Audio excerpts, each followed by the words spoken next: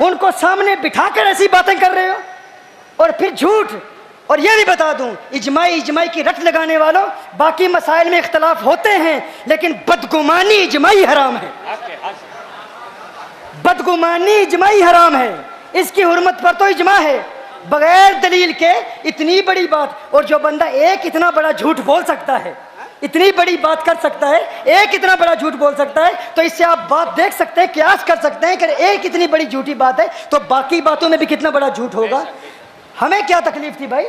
ہم نے اگر ایک سید کے دفاع میں اگر دلی میں کہا کہ کچوچا کے مشائخ کی توہین کرنے والا مجھ سے سرکار تاج الشریعہ کے ساتھ محبت کا اظہار کرے اور مجھے آ کے کہے کہ تم تصویر کو حرام تو کہہ دو لیکن فلاں سید جو ایسا ہے ایسا ایسا ہے، اس نے اس فتنے کو پوری دنیا میں پھیلا دیا، وہ نہ بولتا تو آج یہ فتنہ نہ پھیلتا، کہ ایسی غلیظ زبان استعمال کی گئی۔ میں نے کہا، وہ جو میں نے اس وقت بھی کہا تھا کہ کچھ سمجھ کر ہی ہوا ہوں موجے طوفان کا حریف، ورنہ میں بھی جانتا ہوں عافیت ساحل میں ہے۔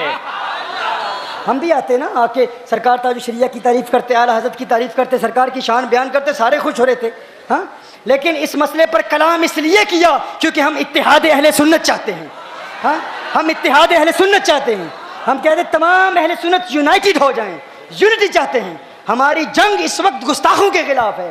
آپ کو پتہ نہیں انٹرنیشنل لیول پر کتنا کام ہو رہا ہے، ایک ہی محدود طبقے میں، اسی کے اندر اپنے ہی ایک کنویں کے مینڈک کی طرح آپس میں لڑتے رہو گے، اور اس کا اثر پوری دنیا میں کیا ہو رہا ہے آپ سمجھ نہیں رہے کہ اس کا کتنا نیگیٹو اثر ہو رہا ہے، جو پروڈکٹیو کنسٹرکٹیو کام۔ اور ہم نے تو ایک حل پیش کیا ہے، واللہ ایک ایسا حل میں سمجھ رہا تھا کہ اس حل کو سن کر لوگ خوش ہوں گے، کیونکہ سرکار مدنی میاں صاحب نے انہوں نے جواز کا فتویٰ دیا۔ ہم نے یہ کہا کہ جو حرام سمجھتے ہیں اپنے علماء کی اتباع میں، اور اس میں یہ بھی بتاتا ہوں، جس طرح میں نے کہا ہم ہرگز نہیں کہتے کوئی حنفی مالکی ہو جائے، ہرگز نہیں کہتے کوئی شافی حنفی ہو جائے، نہ، ہم کہتے ہیں حنفی رہے، شافی رہے، مالکی رہے، لیکن انکار نہیں انل منکر اور تفسیق، اس میں اور افتاء میں فرق تو کرو نا۔ کم از کم اتنا تو پتہ ہونا چاہیے نا کہ مفتی کے لیے، یاد رکھو یہ اصول یاد رکھو، آج پھر بتا رہا ہوں، غلط باتیں بیان کی جا رہی ہیں اور خود ساختہ من گھڑت قصے کہانیاں بنا کے میری کتاب کو پڑھے بغیر، مسلک اعتدال کو پڑھے بغیر، خود چند بیانات ادھر سے لیے، چند بیانات ادھر سے لیے، اور کہا کہ یہ کوئی فتنہ پھیلا رہا ہے۔ قانون یاد رکھو، حنفی مفتی کے لیے حرام ہے کہ وہ مذہب غیر پر فتویٰ دے، اور یہ اجماعی حرام ہے۔ یہ کیسا حرام ہے؟ اجماعی۔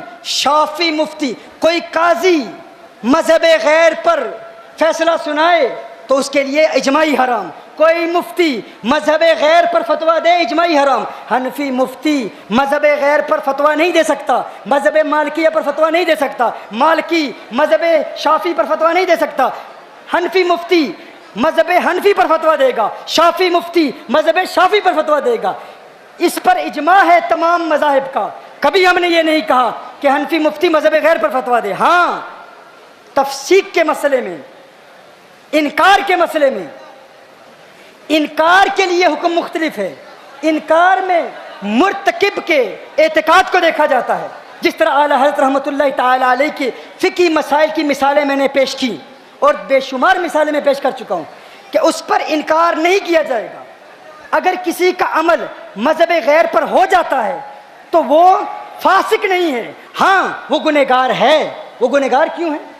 وہ اس لیے گنہگار نہیں ہے کہ اس کا عمل مذہب غیر پر ہو گیا، وہ اس لیے گنہگار ہے کہ اس نے اپنے مذہب کا علم حاصل نہیں کیا۔ مثال کے طور پر احناف کے نزدیک گوہ کھانے کا حکم، لزرڈ کھانے کا حکم، احناف اور شوافے کا اختلاف ہے۔ اسی طرح مور کے کھانے کا علم حکم شافیوں اور حنفیوں کا اختلاف ہے۔ یہ مسائل اختلافی ہیں۔ حضرت یہ بات ختم کر رہا ہوں میں، ہم چاہتے ہیں آپ ہمیں دعائیں دیں تاکہ یہ بزرگ چونکہ یہ موجود ہیں، بزرگ ہمیں دعاؤں سے نوازیں گے۔ میں صرف یہ آخری بات، یہ پیغام پہنچانا چاہتا ہوں کہ بدگمانی نہ کی جائے، یہ نہ کہا جائے۔ ہم کہتے ہیں تفسیق، فاسق کہنا اور انکار کرنا، اس میں اور فتویٰ دینے میں بہت بڑا فرق ہے۔ اس میں فقیر ابھی کہتا ہے واضح طور پر میرا وہی موقف ہے جو ابن عابدین کا ہے، جو انہوں نے رد المحتار میں بیان کیا۔ میرا وہی موقف ہے جو امام شرم بلالی کا ہے، میرا وہی موقف ہے جو عبد الغنی نابلسی کا ہے، میرا وہی موقف ہے جو امام احمد رضا خان فاضل بریلی کا ہے۔ کتاب کو پڑھو، کتاب کو پڑھو، میں کہتا ہوں کتاب کو پڑھو، اگر رد کرنا چاہتے ہو تو تحریری رد کرو، محدث کبیر جیسی شخصیت کو بدنام نہ کرو، اور یہ جو بدنام کرنے والے ہیں ہم ان سے کوئی بات نہیں کریں گے۔ اب بات ہوگی تو سرکار محدث کبیر کی تحریری رد جب آئے گا، ایک بات کو انہوں نے مان لیا، دوسری بات انہوں نے کہی کہ چھوٹی داڑھی رکھنا شافعیوں کے نزدیک جائز ہے۔ سرکار تاج الشریعت ساری زندگی فرماتے رہے کہ یہ اجماعی حرام ہے، لیکن محدث کبیر نے اس بات کو قبول کیا کہ شافعی اگر چھوٹی داڑھی رکھے تو اس کی تفسیق نہیں کی جائے گی۔ تو کیا آپ کوئی کہے گا کہ محدث کبیر سرکار تاج الشریعت کے مخالف ہو گئے؟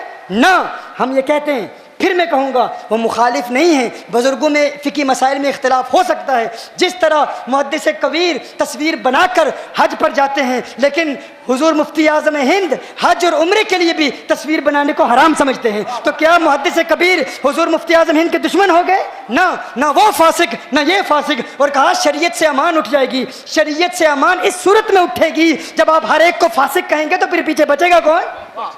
سارے اشرفی فاسق، دعوت اسلامی والے فاسق، سنی دعوت اسلامی والے فاسق، چشتی فاسق، اور پھر سارے بریلوی رضوی بھی فاسق، ہر بندہ دوسرے کے قول کے مطابق پہلا فاسق۔ شریعت سے امان اس صورت میں اٹھتی ہے۔ ہم نے ایک حل پیش کیا ہے، کوئی فاسق نہیں ہے، مسئلہ اختلافی ہے تو اعتبار مرتکب کے اعتقاد کا ہوگا۔ اشرفی کہے گا اگر تم کہتے ہو قوالی ناجائز ہے تو تمہارے لیے ناجائز ہے، اگر ہم کہتے ہیں تمباکو نوشی ناجائز ہے ہمارے لیے ناجائز ہے، تمہارے لیے جائز ہے۔ تم جائز سمجھ کر اگر سگریٹ بھی پیتے ہو تم فاسق نہیں ہو، ہم پیتے ہیں تو ہم فاسق ہو جائیں گے۔ یہ اختلافی مسائل ہیں، اختلافی مسائل میں اعتبار مرتکب کے اعتقاد کا ہوتا ہے۔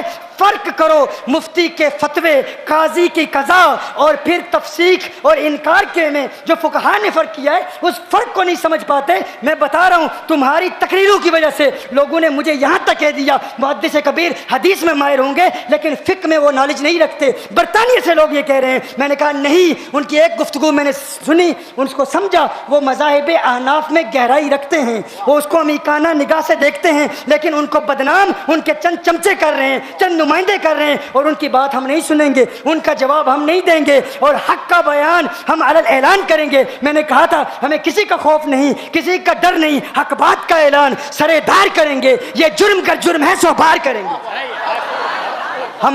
ہم نے حل پیش کیا ہے تاکہ ہندوستان ہو، پاکستان ہو، امریکہ ہو، پوری دنیا میں ہو، اعلیٰ حضرت فاضل بریلی رحمہ اللہ سے محبت کا حق شافعیوں کو بھی ہے، مالکیوں کو بھی ہے، حنبلیوں کو بھی ہے، تاج الشریعہ کے محبین عرب دنیا میں بھی پائے جاتے ہیں۔ محدود نہ کرو، نہ کہو کہ فلاں کو حق ہے فلاں کو حق نہیں ہے۔ ایک شافعی مجھے ملا، اس نے کہا یہ لوگ تمہیں تو بدنام کریں گے، جو ہندوستان میں آیا کہا تم نے مزہ چکھ لینا ہے، کچھ ہی وقت باقی ہے، یہ تمہیں بھی سنیت سے خارج کریں گے۔ میں نے کہا نہیں، یہ تمہاری سوچ ہے، میرے تاج الشریعہ کی سوچ یہ نہیں ہے۔ تاج الشریعہ بہت وسعت قلبی رکھتے ہیں، بہت وسیع قلب رکھتے ہیں۔ کچھ لوگوں نے ان کو بدنام کرنے کی کوشش کی، وہ تو پردہ فرما چکے۔ فقیر آیا صرف اس پیغام کو لے کر کہ تمام اتحاد کرو، ایک پلیٹ فارم پر جمع ہو جاؤ، فقہی مسائل پر اختلاف نہ کرو، یہ مختلف فی مسائل ہیں، یہ اختلاف ہمیشہ رہے گا، اگر ان بنیادوں پر اختلاف کرتے رہے تو پھر شریعت سے امان اٹھ جائے گی، ہر شخص دوسرے کو فاسق کہے گا۔ اب ہم کسی کو فاسق نہیں کہنے دیں گے، ہم کہیں گے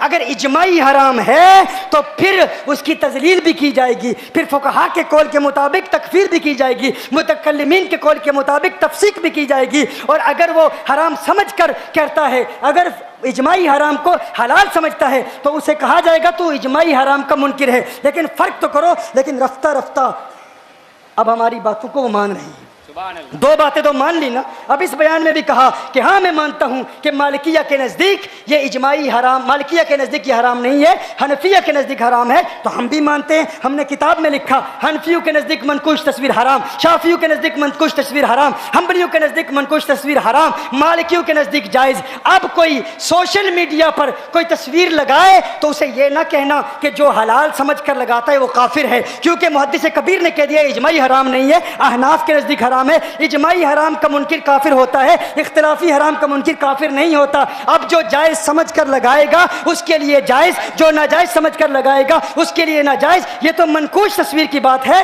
ڈیجیٹل کی بات بعد میں آئے گی۔ ابھی تو تکفیر کا دروازہ بند ہوا، تذلیل کا دروازہ بند ہوا. اب آگے ہم چلیں گے رفتہ رفتہ آہستہ آہستہ کہ تفسیق کے احکام کیا ہیں. میری ایک تمنا ہے حضور محدث کبیر کی بارگاہ میں ایک التجا، ایک گزارش، ایک مرتبہ بالاستیعاب اس مکمل کتاب کو پڑھ لیں. ایک مفتی نے کہا مجھے 4 مرتبہ میں نے پڑھا پھر میں نے اس کتاب کو سمجھا ہے. 4 مرتبہ پڑھنے کے بعد کچھ لوگوں کو یہ عادت ہوتی ہے، ہمارے دوستوں کو، اگر سابقہ مطالعہ میں کوئی چیز نہ آئے، نہیں سمجھ آ رہی، اچانک کوئی نئی چیز مل جائے تو وہ اس کے خلاف ہو جاتے ہیں. بھائی اگر نئی معلومات آپ کو مل رہی ہیں، یہ نئی نہیں ہے، پرانی ہیں، ہمارے بزرگوں کے لکھی ہوئی ہیں، لیکن اگر تمہارے مطالعے میں نہیں آئی تو علم میں نکھار کب پیدا ہوتا ہے؟ اگر نئی چیز سنی تو علماء کے پاس جاؤ. ہم کوئی بڑے عالم مفتی نہیں ہیں، ہم تو طویلب خدام خویدم العلماء ہیں، اس میں بھی ہمارا شمار نہیں ہوتا. ہم تو کہتے ہیں کہ اگر ہمیں کوئی مسئلہ سمجھ نہیں آتا ہم بزرگوں کے پاس جاتے ہیں، ان سے پوچھتے ہیں، ان سے تحقیق. ابھی تو تمہیں پتہ بھی نہیں کہ کن کن بزرگوں نے اس کتاب کی تصدیق کی ہے. جب تقریر سامنے آئے گی نا تو پھر مجھے تم نے غیر مقلد کہا. بزرگوں نے بھی کہہ دیا، شیخ نے بھی کہہ دیا. اب میری ایک گزارش ہے، مجھے غیر مقلد ثابت کیجیے، ثابت کیجئے میں غیر مقلد ہوں. پوری کتاب میں ہم نے غیر مقلدیت کا رد کیا ہے، بار بار رد کیا ہے. ہم نے مذاہب اربعہ کے حوالے سے احکام بیان کیے ہیں. ہم نے کہا جو تقلید کا منکر ہے وہ اجماع کا منکر ہے، ہمیں غیر مقلد کہہ دیا سنی سنائی بات پر. یہ کیسے ہو سکتا ہے؟ اب ہم آپ سے گزارش کرتے ہیں کہ آپ یا تو ہمیں غیر مقلد ثابت کریں، بتائیں کہیں ہم وہابی ہیں، کہیں ہم مبلغ ہیں وہابیت کے، اور ثابت کریں، یا کم از کم اعلان کہیں کہ ہم سے خطا ہوگی، ہم سے غلطی ہوگی، ہم سے غلطی ہوگی. کیونکہ کسی کو ایسا کہنا یہ بہت بڑی جرت ہے، بغیر دلیل کے کہنا. اور حضرت کا مقام تو بہت بڑا ہے، ہم بدگمانی نہیں کرتے. ہم کہتے ہیں حضرت کو کسی نے غلط انفارمیشن دی، غلط معلومات دی، اور کسی کرتے یقیناً کسی چھوٹے کی یہ شرارت ہے، کسی چھوٹے نے یہ شرارت کی ہے، اور اس کی شرارت بغیر کسی شہادت کے ہے. ہاں کوئی شاہد ہے ہی نہیں. اللہ ہمیں اس میں بمسمى شاہد بنائے، اللہ ہمیں احقاق کے حق کی توفیق عطا فرمائے. واللہ میں ان لوگوں کو جانتا ہی نہیں ہوں کون ہیں، کون ہے میں نہیں جانتا. اللہ جل وعلا ہمیں حق کہنے، حق کو قبول کرنے کی توفیق عطا فرمائے. وآخر دعوانا الحمدللہ رب العالمین. حضرت اب ہمیں دعائیں دیں گے، آپ تشریف رکھیں. سید قبیل میاں صاحب اللہ کی بارگاہ میں تھوڑی دیر آپ لوگ بیٹھ جائیں، حضرت کے کلمات سن لیں، پھر دعا پر جلسہ.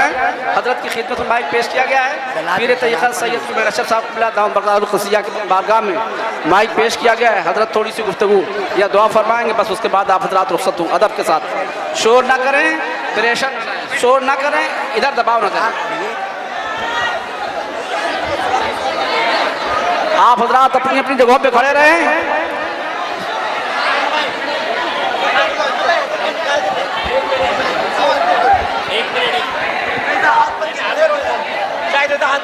کھڑا ہوں میں، کھڑا ہوں.